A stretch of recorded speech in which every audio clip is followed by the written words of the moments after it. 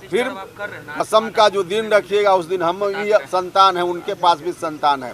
कसम खाएं कि हम बोल रहे हैं, हम भी कसम खाने के लिए तैयार। आप फिर कसम का जो दिन रखिएगा उस दिन हम भी संतान है, उनके पास भी संतान है। कसम खाएं कि हम बोल रहे हैं, हम भी कसम खाने के लिए तैयार। सबसे पहला कॉल उपेंद्र कुशवाहा और नीतीश कुमार में बातचीत के लिए उपेंद्र कुशवाहा का कॉल नहीं गया था, स्वयं नीतीश कुमार जी ने कॉल करके हमसे बात की थी। आज जो कह रहे हैं कि अपना मन से आए, उस दौरान हमने कभी नहीं कॉल किया, कोई ज़रूरत नहीं थी। मुख्यमंत्री जी उस समय एकदम बिल्कुल असहाय फील कर रहे थे। उपेंद्र कुशवाहा को मुख्यमंत्री जी ने स्वयं कहा कि संभालिए। नमस्कार, आप देख रहे हैं एक न्यूज 24 और आपके साथ मैं हूं वसीम खान।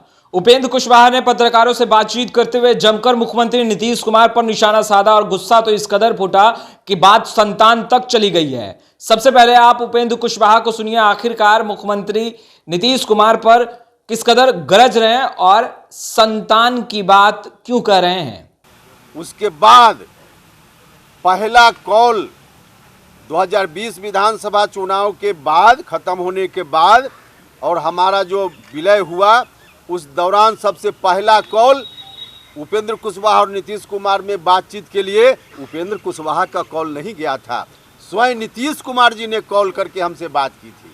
आज जो कह रहे हैं कि अपना मन से आए, 2020 चुनाव के बाद उधर से मुख्यमंत्री जी के एक अन्य मार्ग से कॉल आया और तब उन्होंने मुझसे बात की। तो अब जो कह रहे हैं कि अपना मन से आया, रिकॉर्ड उठाकर देख सकते हैं, एक अन्य मार्ग का कॉल डिटेल निकाल कर देखा जा सकता है कि जिस दिन उनसे बात हुई पहली बार 2020 चुनाव के तुरंत बाद, उस दौरान मेरे आसपास के किसी व्यक्ति का, मेरे आवास का, मेरा अपना कोई कॉल का वहाँ रिकॉर्ड निकाल के लोग देख ले कि हमने कभी किया हो। उस दौरान हमने कभी नहीं कॉल किया, कोई ज़रूरत नहीं थी। खुद उन्होंने कॉल किया और कॉल करके बात हुई।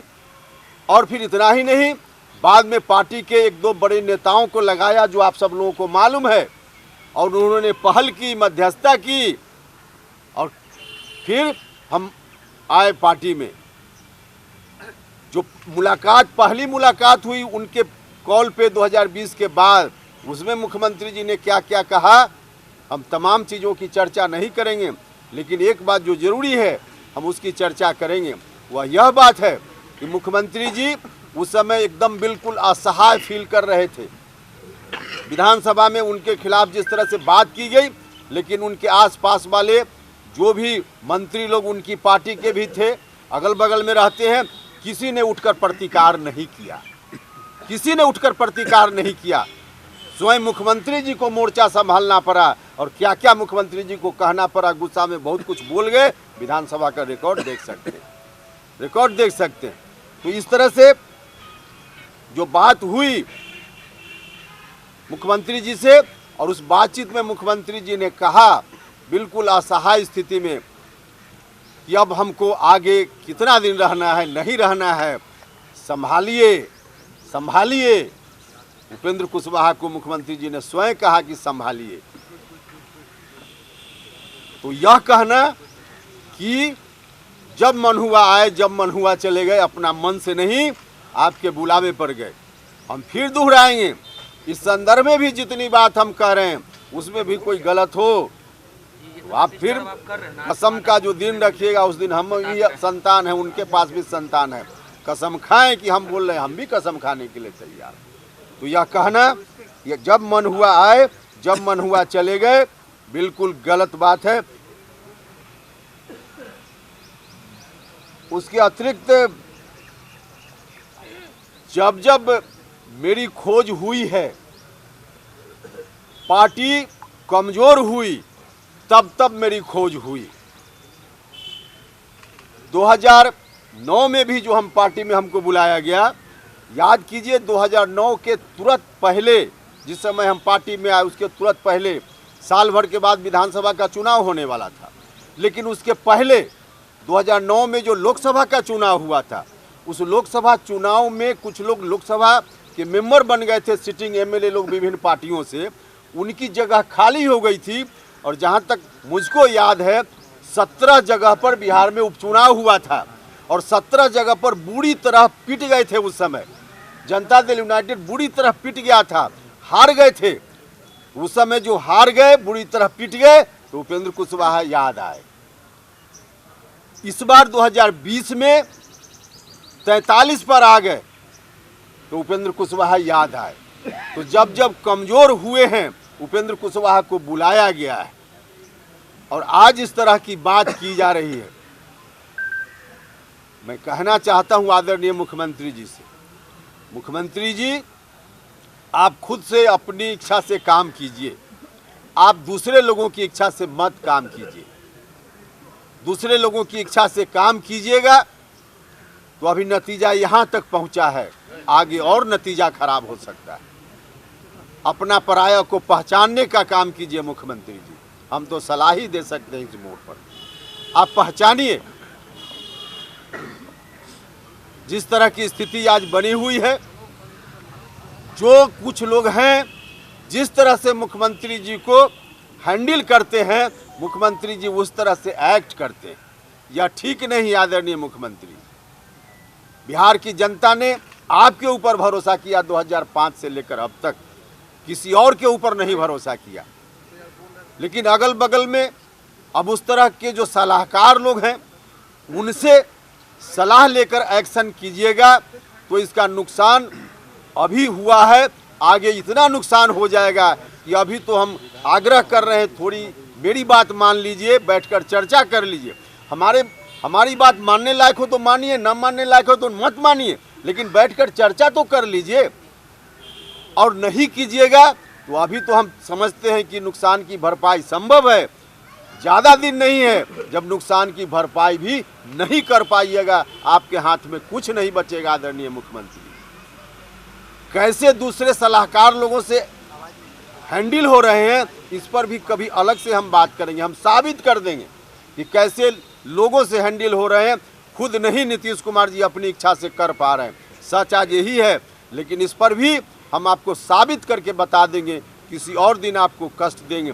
एक बात और मुख्यमंत्री जी ने कही है कि बुलाया और बहुत इज्जत दी है, तो इस विषय पर भी हम किसी दिन और बता देंगे कि 2021 में जब हम आए तब से लेकर कितनी इज्जत मेरी हुई है पार्टी में, कितनी इज्जत मिली है मुझको, इस पर भी किसी और दिन बताएंगे। अलग किसी दिन के लिए सब्जेक्ट रहेगा, लेकिन हम पूरा बताएंगे। अभी तत्काल एक अंतिम बात और आग्रह करना चाहेंगे। हमसे कहा जा रहा है कि 2 फरवरी को जो जगदेव बाबू की जयंती का दिन है, 2 फरवरी को जगदेव बाबू की जयंती जो पूरे बिहार में हम जिस सामाजिक संगठन से जुड़े हुए हैं, राष्ट्रीय महात्मा फूले समता परिषद, महात्मा फूले समता परिषद एक सामाजिक संगठन है। इस बैनर से हमारे साथियों ने तय किया है कि बिहार के तमाम जिलों में जगदेव बाबू की जयंती मनाने का काम करना है। पटना जिला का कार्यक्रम भी पटना में होगा, 2 फरवरी को सब जगह तय है।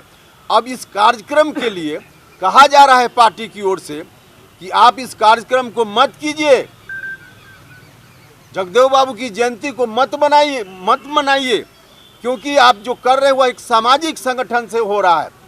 भैया, सामाजिक संगठन से, गैर राजनीतिक मन से माफ कीजिएगा, महाराणा प्रताप जयंती कोई पार्टी के बैनर से नहीं हुई है, अलग संगठन से, गैर राजनीतिक संगठन से जयंती हुई है। पार्टी में कौन व्यक्ति नहीं है जो सामाजिक संगठनों से अलग अलग जुड़ा हुआ नहीं है। तो और लोगों के कार्यक्रम में बिल्कुल माने क्या कहा जाए, हर्ष के साथ लोग प्रस्तुत होते हैं और मेरे कार्यक्रम को, जगदेव बाबू की जयंती को मनाने पर रोक लगाने की बात करते हैं। यह कहाँ का न्याय है, यह कहाँ का न्याय है, यह ठीक नहीं है। इसलिए मैं कहना चाहता हूं कि 2 फरवरी का कार्यक्रम तो होगा ही, वो किसी के रोकने से नहीं रुकेगा, क्योंकि हम पार्टी में हैं तो पार्टी में हैं, लेकिन सामाजिक एक्टिविटी के बिना पार्टी को भी ताकत देना संभव नहीं है। हम यह नहीं कह रहे हैं कि दूसरे लोगों ने क्यों किया सामाजिक संगठन से, दूसरे लोगों ने किया, अच्छा किया। महाराणा प्रताप की जयंती हुई, अच्छा हुआ, निश्चित रूप से ठीक हुआ। उसी तरह से जगदेव बाबू की जयंती भी हो, समता परिषद से हो, इसमें क्या ऐतराज है? यह भी होना चाहिए और होगा, इतना हम कहना चाहते हैं।